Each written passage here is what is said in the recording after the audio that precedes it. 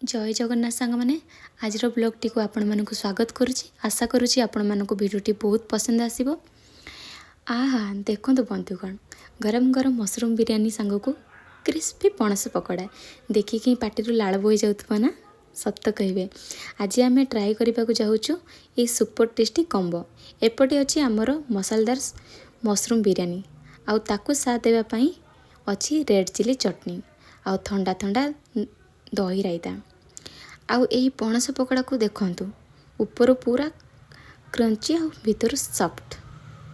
चलतु प्रथमे बिरयानी सहित टिके चटनी मिसाई टेस्ट करवा। ओ माय गॉड स्वाद पूरा नेक्स्ट लेवल। बिरयानी सुगंध आउ ये राग राग चटनी जुगल बंदी पूरा जमी गला। आउ ये पणस पकोड़ा सहित दही वाह, जी भी कॉम्बिनेशन बनई ताकू एक पुरस्कार मिलवा दरकार। जदि आपन को बिरयानी भल लगे तेबे वीडियो को एबे ही लाइक करंतु। आउ आपणकर सबुठु प्रिय बिरयानी कौन कमेंट रे निश्चय जणातु। एमिति आहुरी स्वादिष्ट वीडियो पाई आम चैनल को सब्सक्राइब करने को जमार भूलिबेनी। देखा हेबो आगामी वीडियो रे।